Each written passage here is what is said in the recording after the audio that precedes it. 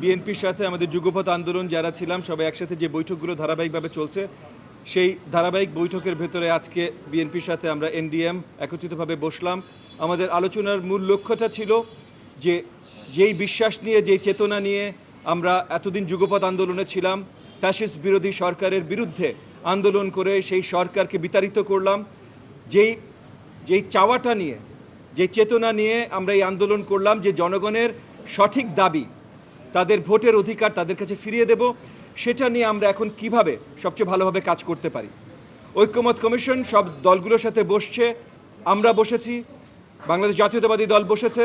ঐক্যমত কমিশনকে আমরা পরিষ্কারভাবে আমাদের দলগত জায়গা থেকে জানিয়েছি কোন কোন প্রস্তাবনার সাথে আমরা ঐক্যমত পোষণ করি। ইতিমধ্যে অনেকগুলো দলের সাথে ঐক্যমত কমিশনের বসা হয়ে গেছে। এই দলগুলোর সাথে যে বসা হয়েছে বা যতগুলো দলের সাথে বসা হবে, আমরা প্রথম থেকেই বলেছি যে যতগুলো জায়গায় তার ঐক্যমত খুঁজে পাবেন সেটার ভিত্তিতে একটা চার্টার তৈরি করা হোক। এই চার্টার করতে খুব বেশি সময় লাগার কথা না, সবগুলো দলের সাথে বসতে খুব বেশি হলে 30 দিন লাগবে। 30 দিনের ভেতরে এই দলগুলোর সাথে বসে তারা কি রাজি হয়েছে, কোন প্রপোজালগুলোতে রাজি হয়েছে, এটা চার্টার বানাতে আর একদিন লাগতে পারে। আমাদের সকল যুগপৎ আন্দোলনের সকল দলের পক্ষ থেকে বিএনপির নেতৃত্বে যে 31 দফা আমরা দিয়েছি, সেই একই সংখ্যা 31 দিনের ভেতরে কিন্তু ঐক্যমত কমিশন আমাদের সবার ঐক্যমত নিয়ে একটা নতুন চার্টার তৈরি করতে পারে যে এই কোন কোন সংস্কারে আমরা সবাই একত্রিত আছি। এই চার্টারটা একবার তৈরি হয়ে গেলে এরপরে নির্বাচনের কোনো ধরনের দেরি করার কোনো কারণ আমরা দেখি না।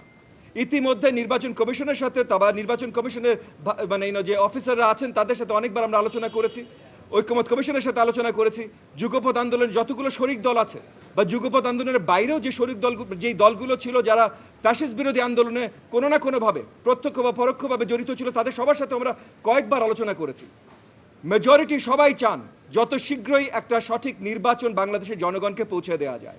এবং এই জায়গা থেকে আমরা বিশ্বাস করি, যদিও সরকার বলেছে ডিসেম্বর থেকে তারপরের জুন পর্যন্ত, অনেকগুলো রাজনৈতিক দল ডিসেম্বরে একমত হয়েছে, যদি সবাই মিলে ডিসেম্বরে একমত পোষণ করে তাহলে এনডিএমের জায়গা থেকে আমরাও ডিসেম্বরে একমত পোষণ করব।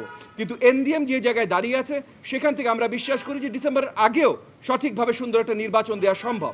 হয়তো সেপ্টেম্বর বা অক্টোবর মাসের ভিতরে একটা সুন্দর নির্বাচন দেওয়া সম্ভব। আর সেটা যদি সম্ভব হয় এবং তার আগে যদি ঐক্যমত একটা চার্টার তৈরি করা যায়, তাহলে আমরা কেন ভাই ডিসেম্বর পর্যন্তই বা বিলম্ব করব? যত শীঘ্রই বাংলাদেশের জনগণের এই যে প্রথম অধিকার, ভোটের অধিকার তাদের কাছে ফিরিয়ে দেওয়া যায়, সঠিকভাবে তাদেরকে হস্তান্তর করা যায়, তত তাড়াতাড়ি আমরা জনগণের কাছ থেকেও জানতে পারবো ভাই আসলে আমরা যতই চার্টার করি আর যাই করি জনগণ কোন সংস্কারগুলো দেখতে চায়।